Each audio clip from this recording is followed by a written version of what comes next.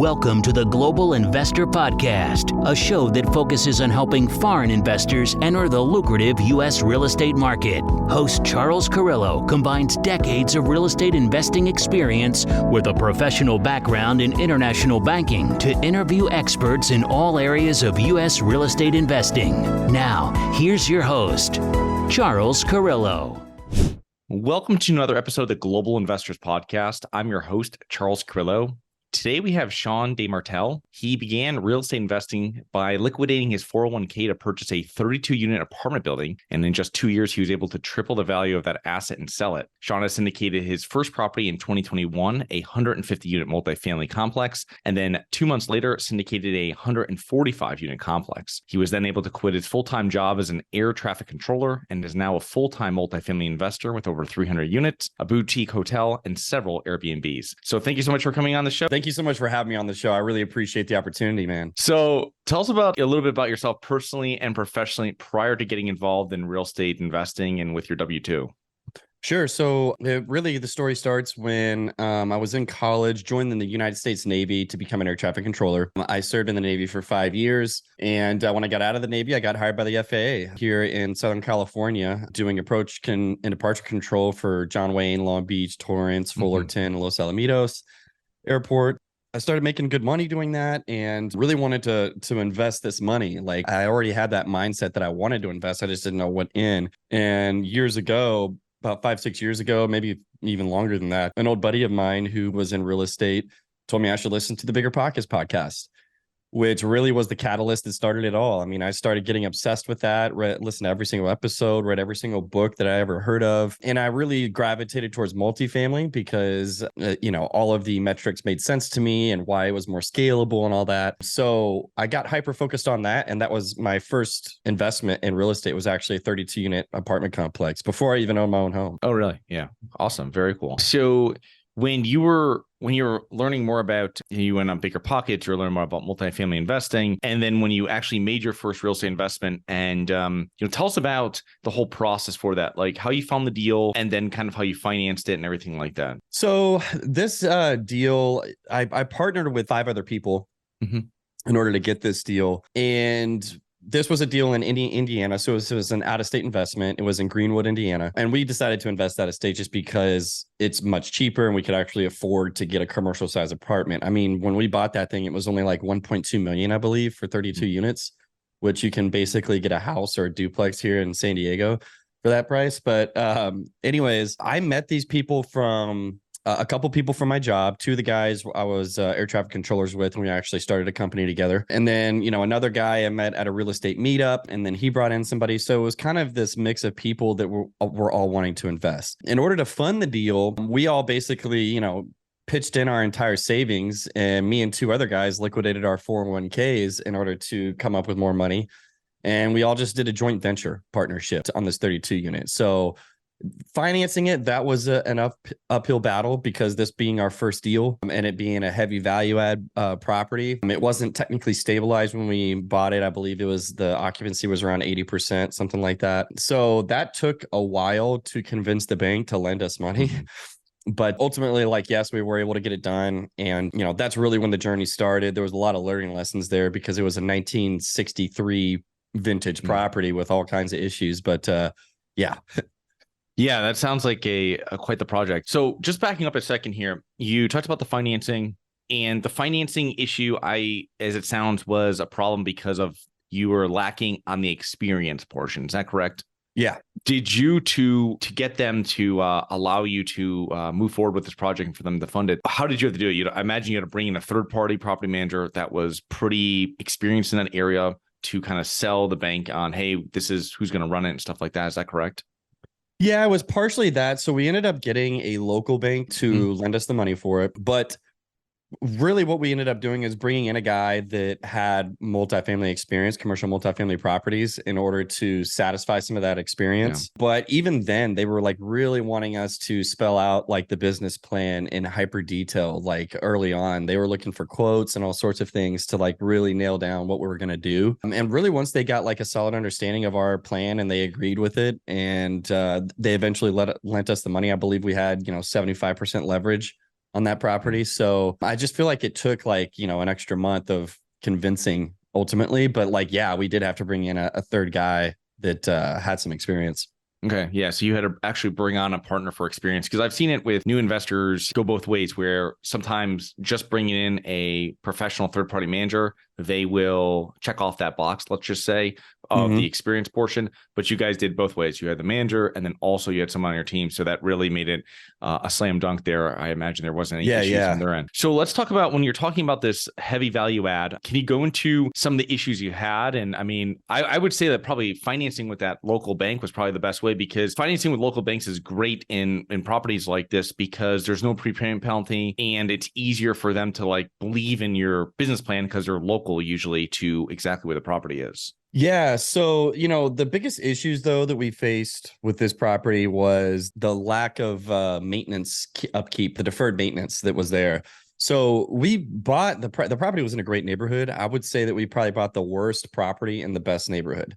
Now, that's an old real estate adage that, they tell you to do. But this property had, like, to put it into perspective, the interiors were so bad. I believe those cabinets were like either originally from the 60s when it was built or shortly thereafter. I mean, most of the cabinets didn't even have shelves in them. It was just a big open box. So they had to be completely replaced. I have pictures of when we did our first walkthrough where some of the carpets were so old and dirty that it actually looked like concrete. I would show people pictures and they'd say, "Is that concrete inside?" And I'd be like, "No, that is carpet." So there was just like, you name it, it went wrong. We had plumbing issues, cast iron piping that was so corroded, not very much stuff could get through it. There was clay piping in some of the drains that completely collapsed.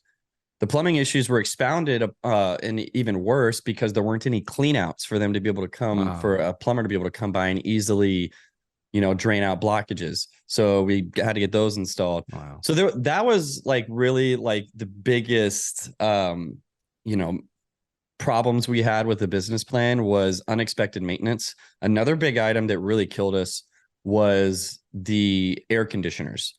Because once we hit summertime, we bought this in December, and I'm sorry, they were all central air. I have to cut you off. They're all central air. Yeah, and they all have their own AC. And so when we got our inspection done, we had them look at all the ACs, but we didn't have them do like a thorough inspection to where they could give us an idea of like the useful life remaining, which is what I have. I do that every single time now. I pay extra for them to do a hyper inspection, because what ended up happening is every month, 1 or 2 air conditioners would go out, and those would average us $3,400 to $4,000 a pop to replace. And you combine that with a lot of the plumbing issues, and those were all repair and maintenance issues that we did not expect. So we ended up running low on cash and had to borrow $200,000 to complete the business plan. So it was, that's just a couple of examples of a lot of like issues we had. So I think a good learning lesson for your listeners there. I don't like buying properties that are that old anymore. Yeah. If I'm going to do that heavy of a value add nowadays, I'd rather just build it brand new personally. But if you're going to buy old assets, pay extra money to have the inspection be as thorough as possible. Scope every single drain line that you can with a camera. Look at all the major systems in hyper detail. Like, don't tell them I don't want to know if the air conditioner is working. I want to know, how old do you think it is? Has it been kept up and cleaned? How much useful life do you estimate it has? Like, I want to know that stuff. So I would just recommend, if you're buying old assets, like really do a thorough inspection so you know what you're going to have to pay for. Yeah, no, that's a lot of great information. We would usually do like you like scope like every third line, and before you go in on large assets and stuff like that. But it's difficult with those older properties. I mean, that's why I haven't bought. We're 1985 and newer buyers. You know what I mean? And it's just like, it's difficult when you're really taking care of bones, because all this stuff that you do, it doesn't add any money to the rentals. No one's going to pay you more because the drains are now working correctly, something that should be happening from the beginning. Right. I don't buy those old assets anymore either. And at the end of the day, like, even with the advice I was just giving, they can only look at so much. Like, you can't peel back all of the drywall to look behind and make sure all of the plumbing is looking good, et cetera. So no matter what, like, surprises are going to come up with those old properties. So you have to be very well capitalized, expecting that basically. And like you said, like a lot of those fixes, like they don't really have an ROI. Like I had to replace a huge section of piping that cost $20,000, and it just is money down the drain. It's just keeping the property operating. So yeah, I'm not a fan. Yeah, and there's so much stuff that goes wrong. My first 3 properties were all old properties built around 1900, and the stuff that would go wrong on them, repiping natural gas stuff, stuff that you happens with old properties. It's very difficult to see them because if you're in these units, you're not in these units for that long when you walk them. You know what I mean? When you're inspecting to buy a house, you spend hours on the house. You know what I mean? On every part of it, you know everything about it. When you're walking these units, I mean, it's really, there's a tenant in there. You're in there. There's someone taking pictures. There's 2 people with clipboards. You're opening up closets, looking at mechanicals. So it's something that you really have to bring someone in. Like that's great information and great some great advice there for bringing people in, the specialists, whether they're looking at roofs, because there's something always like, walk every roof, check everything like that. And especially when the older assets, like you're saying, it's some great advice there. Yeah. It's just like I've completely, granted, we did do well with that property. Like we ended up coming out, on top and making some good money, but it's just not worth it to me. Like, cause the risk is just exponentially more. Yeah. That's, I always tell people, just avoid heavy value adds on their first couple deals, because they're tons of work, and you don't have it's a tons of work. It's a different thing if you're bringing in all those contractors after owning multiple properties and you have the contractors and stuff like that. I imagine when you guys were doing this, you went through general contractors all the time. People weren't showing up, all this kind of stuff, because you didn't know who to use, and that pushes everything back. And it's a very difficult process dealing with these large renovations. Absolutely. I couldn't agree more. So one thing I want to talk about that you went over, and it's something that I regularly ask this question by like students in our mentoring program, and it's about liquidating your 401k. So yes, let's talk about it. Wow, that's some dedication there. You and one other person, as you said, did it in your group. Me and 2 other people. 2 other people. So I'll kind of start explaining that by a couple things. Number one, it's important to note that I withdrew from my 401k during the COVID relief, which means that I did not have to pay the 10% penalty. I had to pay no penalty. And when it came to paying taxes on it, I was able to pay the taxes over the course of 3 years. So, it made it not hurt as much. Like I didn't get penalized as much, essentially. But, if I could summarize my thoughts on 401ks, I would summarize it in a couple ways before explaining why I did it. Number one is that I think 401ks are good for people that want to stay at their job until retirement and contribute to it their entire time. And their plan that they're okay with is maybe their pension, their retirement 401k, and like having that nice middle class retirement. That's a good option for you. I was really bought into my 401k at first. I was maxing it out. I think, nowadays, I don't know what that is, like, $1,000 a month, $1,200 a month to max out your 401k. But the problem is like, while I'm doing that and living in San Diego, it was very difficult for me to then have extra money to invest, to save on top of that, so I can invest in real estate. So I really had to make a choice. Am I going to go for this 401k and keep dumping money into this, or do I want to get into the real estate with my own cash? So I was looking at it from that perspective in one sense, but I really just don't believe the 401k anymore. Like the idea that I'm going to put my money in here and I can't freaking touch it until I'm 59 and a half. You do not have control over that money. I don't like that. Number one, I have very few exit options without being penalized unless I wait till then. I didn't want to wait till then to retire. I wanted to expedite the process, get cash flow stacked up so that I can quit my job way sooner. So that was a lot of my line of thinking. I think a lot of people too that buy into the 401ks don't really understand it fully. To put it into perspective, if you want to, to determine it, the 4% rule and all that kind of stuff, if you're going to live off of that 401k, you need to live off of 4% of whatever your balance is. So take however much you want to live. Let's say you want to live off of 100 grand a year, multiply by 25, you need 2.5 million in your retirement account. 90% more of people will not have that much. So I just don't think it's that powerful of a tool.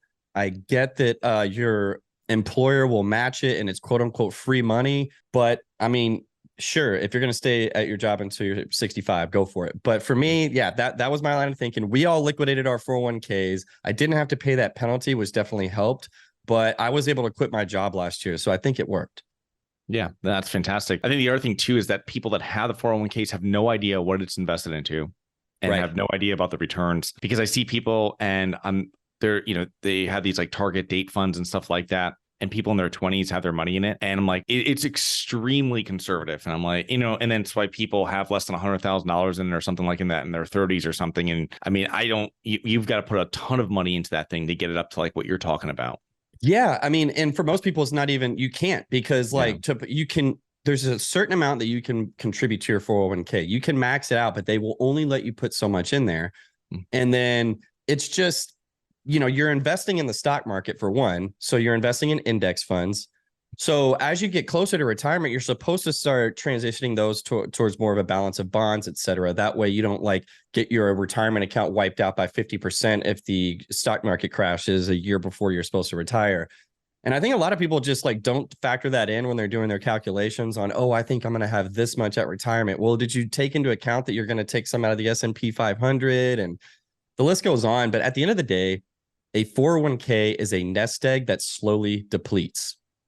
When you retire, what you are doing is selling shares of your index funds in order to fund retirement. So that money is draining. And the idea is to withdraw it at a low enough rate to where you don't die before you run out of money. With real estate, if you have cash flowing real estate, it's infinite as long as you take care of the property.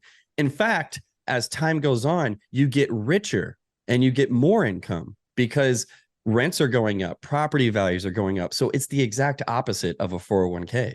Yeah, that's a great comparison. Thanks. Do you have money sitting in the stock market and you're worried about it? Or worse, you have money sitting at the bank, not keeping up with inflation? My name is Charles Carillo, founder and managing partner of Harborside Partners. And since 2006, I've been investing my money and my family's money into income-producing properties. These are real assets, real properties with real addresses that produce real cash flow. At Harborside Partners, we provide passive investors who love real estate with a turnkey investing solution. If you want to put your money to work in real estate but can't find deals, don't have the time to get funding, and the last thing that productive people want to do is manage real estate. We find the deals, we fund the deals, and we manage the tenants, the termites, and the properties. Partner with us at investwithharborside.com. That's investwithharborside.com. Go to investwithharborside.com. If you love real estate, you like the idea of passive income, and believe that income-producing properties will appreciate over time, go to investwithharborside.com. That's investwithharborside.com. So you have this, I love getting people on the show with unique investing strategies. And you have one, and we've never had someone on the show talking about, and accessory dwelling units, ADUs. Can you explain what this investment tactic is? So, the investment tactic we're focusing on here is bonus ADUs. So to explain what ADUs are for those that may have heard it and don't understand, it stands for accessory dwelling units. And essentially what that is if you have a single family home or even a multifamily property, you can add units to it without having to go through the long process, the extended process that traditional ground up development has to go through. And you pay fewer fees, et cetera. But essentially, this is a way for cities to increase density that don't have a lot of empty lots. It's really popular in California because most of California's cities have, had this issue where they need to increase density. San Diego is basically ground zero for this. San Diego has a unique problem because it's geographically constrained. You've got the Pacific Ocean to the west, Mexico to the south, mountainous terrain to the east that's expensive to build on, and then Camp Pendleton military base to the north. Now, all of the available flat land, for the most part, has been accounted for and built on. So San Diego has this problem where they need to build a crap load of new housing because there's a ton of demand and not enough supply. The median household income here is $1 million now. And it's because there's way too many people that want way too few houses. To put it into perspective, the city released in their 2021 annual report on housing that the city needs to build 105,000 new housing units by 2029 in order to meet demand. But they're only building 5,000 per year. So they need to triple the amount of new housing they're building every single year to meet their goal. So since the city doesn't have flat buildable land available for them to build new neighborhoods, they don't have any other choice but to increase density. And so what they did was they took the ADU laws in California, which typically allows 2 ADUs, and they made a new code to allow an unlimited number of what they call bonus ADUs. So basically unlimited ADUs up to the floor area ratio of the lot. So in essence, depending on the size of the lot, you could take a single family home or a small multifamily and turn it into a 10 unit, even 20 or 30 unit multifamily property. And when you do that, even if they're ADUs, that's just the government's term for that unit, since it's not a traditional ground up development. It's traded, lent on, everything just like a normal apartment complex. Interesting. So a couple of things that I love about this business model are, one, I'm buying an existing asset that's producing income while I wait for permits. So traditionally with ground up development, a lot of the risk lies in things like the fact that you're buying an empty lot that's making no income, and you're going to be making mortgage payments, tax payments, etc., for a couple of years while you wait for permits. Those are called holding costs, and you're just sitting there burning money. With this business model, I'm able to buy, like, for example, I have one property that's about a half a mile from the beach. I got an Airbnb permit, and I'm actually cash flowing while I'm waiting for the permits. The other thing I love about it is it lets me build new apartment units in neighborhoods that otherwise have 0 empty lots. So there's no other new units. And that property a half mile from the beach is a perfect example. Most of the properties over there were built decades ago, don't have central air conditioning, don't have in-unit washers and dryers, and are really old and dated. So it has a lot of advantages, and there's ways to reduce risk a lot more with this business model. So that's what we're focusing on right now. Because here in San Diego, we could build these things for $150,000 to $200,000 per unit and sell them for north of $400,000 a unit. Wow, that's pretty amazing. That was one of the risks with construction, is that you can have a property that's 1% built or 99% built, and you're not making any money on it. So I love this idea of the multiple income streams to, even if you're not cash flowing, you're still covering a lot of your costs, and you're not just burning all day long. So exactly. Yeah. So one of the risks I have, and of it being California, of it being San Diego, I mean, how does this working with the government down there? I mean, is this going to be very difficult? They sound like they're actually very pro it, because they're trying to work the problem out, which is great. I mean, you've done this many times. Like, how is that working with it? And what kind of issues have you come up upon? I think the biggest issues have been with neighbors, because obviously some people don't mind because, like, a new beautiful complex is built down the street. Some people get really upset because they don't want their neighborhood to change, which I understand. But I think the reality is you cannot stop a city from growing. And if you try to, it ends up hurting the economy. Yeah. So I understand the grief, but, like, I've definitely had, like, really angry neighbors literally threatening me, and I've had to, I have some restraining orders standing by. Like, it's gotten that serious with some people. But when it comes to the government, I think it's to be seen, because this regulation is only 2 years old, and it's starting to really pick up steam with these ADUs. For example, ADUs made up 19% of all new housing construction, which is massive in 2021. And that's only increasing. I think that the biggest problem, or the biggest worry for me when it comes to that, is just the government, like, going back on its regulations. If the NIMBYs, I guess if the NIMBYs fight enough. I do think NIMBYs are losing their power here in California. For those that don't know what that means, it stands for not in my backyard, because the mantra here in California, there's just NIMBYs everywhere, where anytime the state tries to get something done, these people say, I'm all for it, I just don't want you to build it here.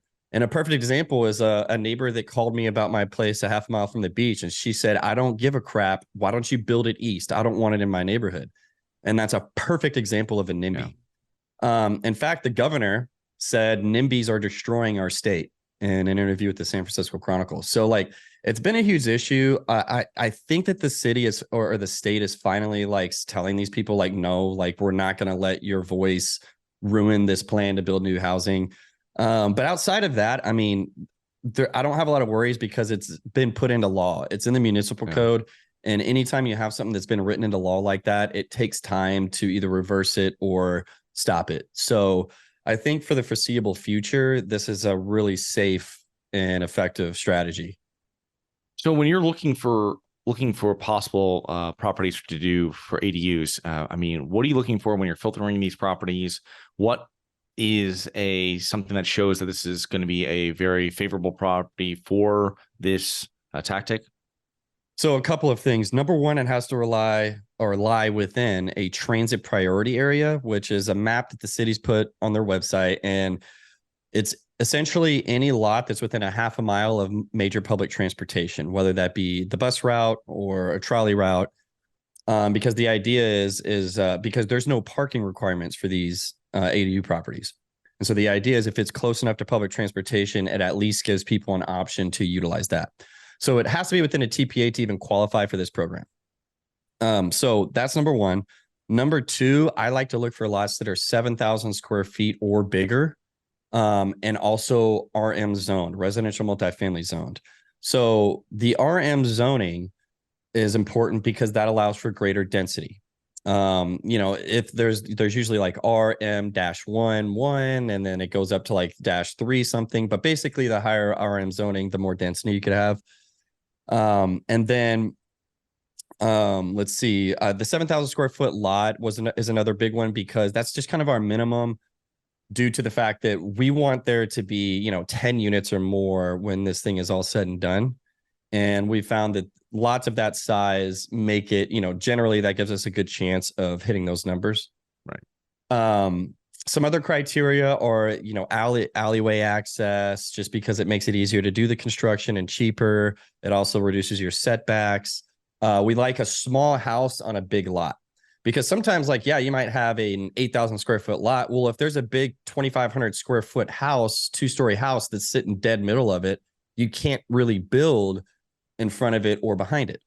There won't be enough room. So we like to have like a really small house that's located on the front of the lot to give us a big space in the back to build. So one of our projects, for example, is 1,049 square foot house on a 7,050 square foot lot. And the house is right on the front of the lot. So those are a couple of the criteria. And then, I could keep going down the list, but those are probably the most important. So what is your exit strategy on these properties? Do you lease them up and sell them? Are you leasing them up and holding them? We do both. As of like all of our projects right now are lease up, put them into some long-term debt probably, and then sell them. And that's just due to the fact of our investor appetite, really, because we've polled our investors. We speak to our investors a lot. And for the most part, our investors prefer like a 3 to 5 year hold. Now, these projects take, depending on where they're located, 2 to 3 years to have it fully built and leased up. So the plan is to essentially, complete the construction. If we have time left on the construction loan, probably list it for sale once it's leased up and stabilized. If not, we would probably put it into perm debt so that we don't have our hands tied during the negotiation. But in general, 3 to 5 years. Nice. Okay. So as we're wrapping up here, what are some common mistakes you see other real estate investors make or that you've made yourself? I think the most common mistake is not having enough money, not being well capitalized. Yeah. I think I've made that mistake myself on that first deal I told you about where we had to borrow more money to finish the plan. And I think that's why you're seeing so many, not so many, because it's not like there's a ton, but you're seeing a lot of operators nowadays that are losing their portfolios or losing several properties or finding themselves in trouble because they're newer guys that rapidly built portfolios over the past couple of years, but they have zero liquidity and they didn't raise enough money to handle what's happening in the market right now, or they're dead or whatever. So I think that if your deal can't pencil with an additional 20% contingency capital minimum, then it's not worth doing. I would even say be as conservative as possible and make it a priority to raise extra money, especially if you're new, because if you don't have liquidity, meaning if you don't personally have hundreds of thousands of dollars in your bank account in order to cover some missteps or errors you might have made, you're going to find yourself in trouble. And that's what happens to so many people. Yeah.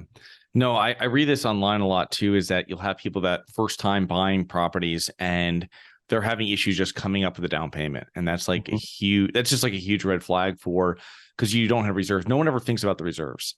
And yeah, I mean, I wasn't my biggest thing when I started, but I did have money saved, you know what I mean? But it wasn't earmarked for the real estate, but it's something that, when I tell new investors, that's a great advice, because I totally agree with that.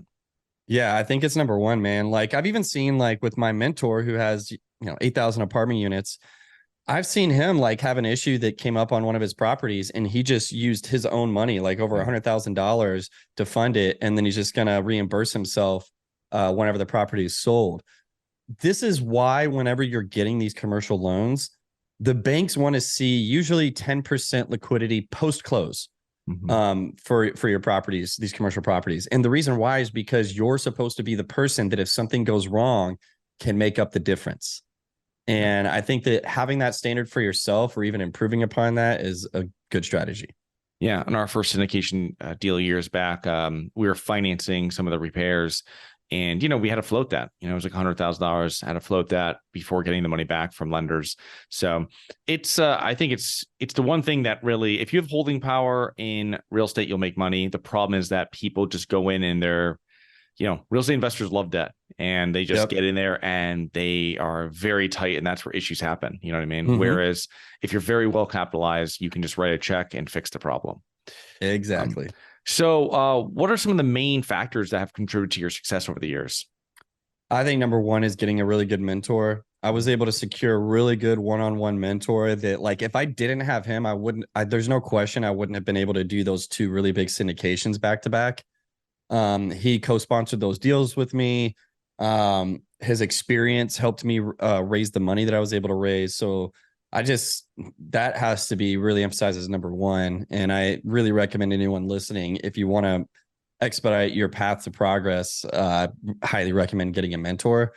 I think another thing that's really contributed to my success is getting involved in everything that I can. And what I mean is having my own podcast. I hosted my own real estate meetup for a long time, be guests on other podcasts, write a blog, do social media content. I mean, the list goes on. Do anything and everything you can as early as you can so you can start building that trust and getting people to know and like you so that you can get investors. It takes a long time. So I'm telling you, if you want to raise millions of dollars, you better start that stuff now. Yeah, it is a very long-term process from the time you start to the time that you're actually consistently raising money for deals. Yeah. A lot of great information. How can our listeners learn more about you, your business, and your podcast? So two ways. The easiest way is to find me on Instagram, Shawn_DiMartile. And I'm sure you guys will have my name on this podcast episode. So just Shawn_DiMartile, first and last name. And you can also find me on my website, investorshawn.com, spelled SHAWN. But please follow me on Instagram. I put stuff out every day. And my website's got my blog, a free ebook covering this ADU strategy, all sorts of stuff. Well, that's great. Well, thank you so much for coming on today, and looking forward to connecting with you here in the near future. Thanks, Charles. Appreciate it, brother. Hi, guys. It's Charles from the Global Investors Podcast. I hope you enjoyed the show. If you're interested in getting involved with real estate, but you don't know where to begin, set up a free 30-minute strategy call with me at schedulecharles.com. That's schedulecharles.com. Thank you. Thank you for listening to the Global Investor Podcast. If you like the show, be sure to subscribe on iTunes or Google Play to get new weekly episodes. For more resources and to receive our newsletter, please visit globalinvestorpodcast.com. And don't forget to join us next week for another episode.